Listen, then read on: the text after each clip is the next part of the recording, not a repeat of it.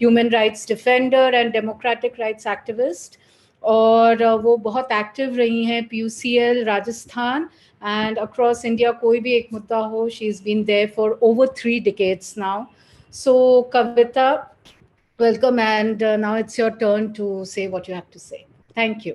बहुत बहुत धन्यवाद अनुराधा, फराह और मेरे सारे साथी जो इस वक्त बने हुए हैं जूम में और बहुत सारे फेसबुक पे, सबको सलाम। मैं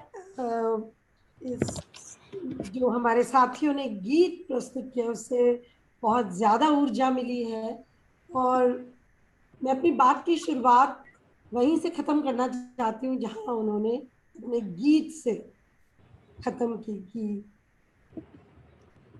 क्या ये रास्ता है, क्यों लंबा है और क्यों साथ चलना। तो साथियों,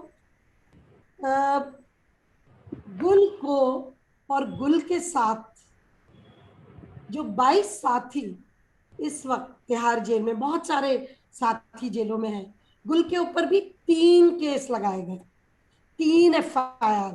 दिल्ली की जो 60 सबसे जरूरी FIR में 3 में गुल को उन्होंने अक्यूज्ड, आरोपी बनाया।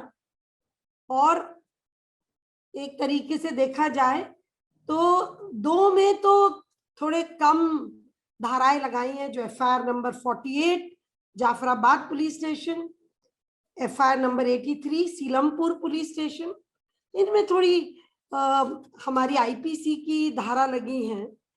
लेकिन जो FIR नंबर 59 है, जो हमारी क्राइम ब्रांच ने दर्ज करके उसको स्पेशल सेल को दे दिया, उसमें तो इस वक्त 22 लोग जेल के अंदर हैं। और जो सबसे दर्दनाक बात है, वो क्यों अंदर है? औरों में तो शायद बेल देर सवेर मिल जाती, हम लोग सब क्यों इस संघर्ष को एक बहुत लंबा संघर्ष मान रहे हैं? क्योंकि इनको एनिमी ऑफ द स्टेट कहा गया है, राज्य के दुश्मन। अनबिलीवेबल। फराह ने शुरुआत की अपनी बात कि उनसे ज्यादा कोई पेट्रियोटिक था नहीं, बिल्कुल। तो ये एनर्जी, ये एनिमी ऑफ द स्टेट कैसे बन गई? गुल के साथ और भी बहुत सारे, देवांगना, नताशा, सफूरा तो है ही, लेकिन उनके साथ साथ उमर खालिद, अथर, मीरान, आसिफ तन्हा और पता नहीं और भी बहुत सारे साथी लोग, जिनको एनिमी ऑफ द स्टेट करके और एक कानून का इस्तेमाल, एक राजनैतिक कानून, अगर मुझे किसी को अंदर करना है तो उसको मैं घोषित करूं एक आपराधिक, एक FIR के जरिए, और क्या धारा लगाऊं?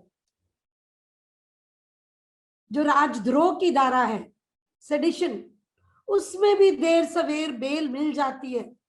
लेकिन अगर मैं UAPA लगाऊं, आतंकवाद वाला कानून लगाऊं, तो उसमें तो बेल ही संभव नहीं है। उस कानून को हम छोटे में कह सकते हैं UAPA माने नो बेल लॉ। इस कानून का इस्तेमाल, ये पहली बार हमारे देश में एक पॉलिटिकल कानून का इस्तेमाल नहीं हुआ है। सबसे ज्यादा इस्तेमाल टाडा का, हम जो पिछले 3 दशक में देखें, इमरजेंसी की तो बात दूसरी थी, जो टाडा का इस्तेमाल 80 के दशक से और 95 में जाके उसको हटाया टाडा, उसमें लाख से भी ज्यादा लोग को गिरफ्तार किया था। लेकिन उसको हटवाने की लड़ाई सबों ने लड़ी, और NHRC सबसे आगे था। NHRC ने सबसे जबरदस्त रिपोर्ट लिखी, और पोटा जब आया उसमें भी हजारों साथी अंदर डाले गए थे। बच्चे डाले गए थे। झारखंड में तो 12-12 साल, 11-11 साल के आदिवासी बच्चों को डाला, और गुजरात में, लेकिन वो भी वापस लिया गया। बहुत जम के संघर्ष हुआ समाज में, बहुत जम के संघर्ष हुआ, जिसमें फिर NHRC, नेशनल इंटीग्रेशन काउंसिल, बहुत सारी संस्थाएं आगे लगी। लेकिन इस वक्त सब चुप क्यों है? जब UAPA का इस्तेमाल किया जा रहा है हमारे और आपके जैसे एक्टिविस्टों को अंदर रखने के लिए। 22 तो दिल्ली के इस और किस किस किस चीज के अंतर्गत रखा गया है? साजिश, दिल्ली हिंसा की साजिश। क्यों गुल है अंदर? क्या वो कोई साजिश में इन्वॉल्व थी? एक लोकतांत्रिक आंदोलन चल रहा था देश भर में। मैं तो जयपुर की हूं, हमारे जयपुर में भी, जयपुर शाहीन बाग में और एक और जगह, और पूरे राजस्थान में बहुत ही लोकतांत्रिक ढंग से दिल्ली के जो 24-25 जगह आंदोलन चल रहा था, सभी लोकतांत्रिक, पूरे देश भर में। अभी जुमा बता रही थी अपने भोपाल के अनुभव को, जब एकदम लोकतांत्रिक आंदोलन, एक शांतिपूर्वक आंदोलन, तो हमें कैसे डाल दिया गया साजिश, हिंसा करवाने की साजिश में कैसे डाल दिया गया, जबकि साजिश सबको पता है किसने की, और वो अभी भी जांच के दायरे के बाहर है। चाहे वो कपिल मिश्रा हो, चाहे वो रागिनी तिवारी हो, चाहे वो अनुराग ठाकुर हो, वो तो दिल्ली की बात कर रही है। लेकिन हमें इस वक्त याद करना होगा। मैं गुल के बारे में भी कुछ बताना चाहती हूँ। मैं 2 बार अपने जीवन में गुल से मिली, लेकिन उसके पहले मैं सबका याद दिलाना चाहती हूँ कि ये जो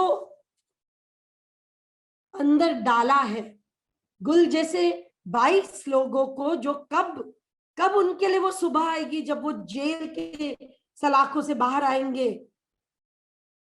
इस तरीके से भीमा कोरेगा, जहां एक तरीके से ये मोदी सरकार ने जो साजिश, पहली बार साजिश हम लोगों के विरुद्ध, साजिश क्या, it's a war against us, जनता के विरुद्ध एक युद्ध हो रहा है। आज जो जजमेंट आया ज्ञानवापी मस्जिद का, क्या हम लोग कोई भी सो पाएंगे? हमें पता है अगले 30 साल 20 साल क्या होने वाला है, क्या युद्ध आपने कर रखा है। पिछले साल CNRC आप दिसंबर 2019 में लाए, और आप कह रहे हैं फिर लेंगे, और अब आप ही कुछ और ला रहे हैं। क्यों युद्ध कर रहे हैं? केवल युद्ध हम जनता के विरुद्ध ये सरकार कर रही है, महंगाई के विरुद्ध नहीं, हमारे जीवन यापन, इवन कोविड के विरुद्ध नहीं, जिसके लिए इस वक्त वो हमारा जीना भी कई बार लगता है ये रोक टोक, नहीं जा सकते, ये करो वो करो। हम कैसे उनके दुश्मन बन गए? ये आखिर ये क्यों सोच रहे हैं कि कि वो हमारे खिलाफ युद्ध करें? तो मैं भीमा कोरेगांव की बात करती, वहां 16 लोग अंदर है मेरी तरफ के एक्टिविस्ट, वहां पे भी 3 महिलाएं अंदर है और 13 पुरुष। सबसे छोटी जो महिला है वो 30 वर्ष की, ज्योति जगताप, और सबसे बुजुर्ग फादर स्टैन 83 वर्ष के। शर्म नहीं आई, बिल्कुल शर्म नहीं आई कि 83 वर्ष के एक व्यक्ति को एनिमी ऑफ द स्टेट, राज का दुश्मन करके अंदर दिया। ये बात, ये सिलसिला खत्म नहीं हो रहा है। हमारे संगठन ने जब शुरू किया तो हमने देखा हर राज्य में ऐसा चल रहा है। एक सिद्दीक कप्पन जब जा रहे थे हाथरस की रिपोर्टिंग करने, क्यों नहीं करें? हाथरस में एक दलित लड़की के साथ क्या नहीं किया, और उसके माँ बाप को बॉडी भी नहीं दी। इतना क्रूर कोई राज हो सकता है कि आपने पेट्रोल डाल के जला दिया? क्या पत्रकार जा नहीं सकते? सिद्दीक कप्पन गए, 5000 पन्ने की UAPA के तहत चार्जशीट डाली है। 26,000 पन्ने तो दिल्ली में पहली चार्जशीट इस साजिश को लेके गुल और सब साथियों के खिलाफ 26,000 पन्ने की पहली चार्जशीट, 10,000 पन्ने की दूसरी चार्जशीट दिल्ली में, 3,000 पन्ने की तीसरी चार्जशीट। आप सोच सकते हैं 35,000 कितना 38,000 पन्नों की चालान डाल चुके हैं ये लोग। तो मैं क्या आप लोगों से कहना चाह रही हूं, मैं ये कहना चाह रही हूं कि इस लड़ाई में हमें तो आगे निकलना है, हमें हाथ एक दूसरे का थामना है, हमें अपने छोटी छोटी बातों को अलग कर देना है। लेकिन हमारे साथी जो जेल में, मैं जेल में बहुत जाती हूँ, मैं जेल के अंदर पुरुषों के जेल और महिला जेल में जाती हूँ, सबसे ज्यादा जो परेशानी आती है वो है जहाँ जेल में मायूस लोग हो जाते हैं। हालांकि मैं बिल्कुल नहीं देखती गुल की मायूसी होती होगी, बिल्कुल नहीं, क्योंकि जिस गुल को मैं जानती हूँ, जो पहली बार मैं मिली दिल्ली में 19 दिसंबर को, जब सबको उठा लिया, हम लोग लाल किले के बाहर से निकले थे पहला प्रदर्शन करने बड़ा, और कईयों को उठा लिया, हम लोग भाग के गली में आ गए, और फिर गुल ने जिस तरीके से हम लोगों से लड़ लड़ के मीटिंग जलाई, तो वो गुल जो उर्दू पढ़ने किरोरीमल कॉलेज आई, 3 बहनों में सबसे बड़ी बहन किरोरीमल कॉलेज, जब आप देखिए डीयू में आमूमन एक साधारण बेटी को क्या एडमिशन मिल जाएगा, पर गुल को मिला। आप देख सकते कितनी होनहार बेटी, और सिर्फ एडमिशन ही नहीं मिला, वो बैंतबाजी करती थी उर्दू में।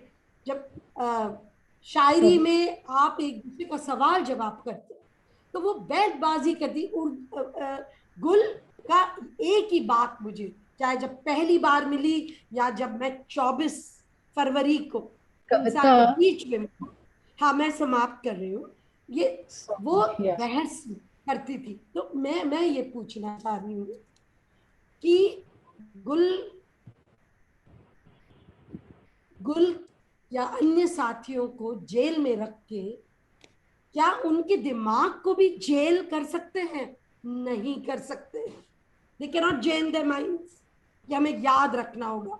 जेल में हमें डाल दिया है, और क्योंकि मुझे इसलिए डाला गया क्योंकि मैंने बराबरी के बारे में एक सपना नहीं देखा, मेरे संविधान में है, उसको लागू करने के लिए बराबरी, मेरे भाई बहनों के लिए नहीं, इस देश के लिए बराबरी। अगर कोई भी एक कौम को दोयम दर्जा, अगर मुसलमान कौम को दोयम दर्जा दिया जा रहा है, हमारा पूरा देश गैर बराबर होता है, हो ही रहा है, लेकिन अब तो कानूनन भी ले आए हैं और उसको लागू करने भी जा रहे हैं। ये लड़ाई हमको बहुत तेजी से लड़नी होगी। मेरी अंतिम बात कि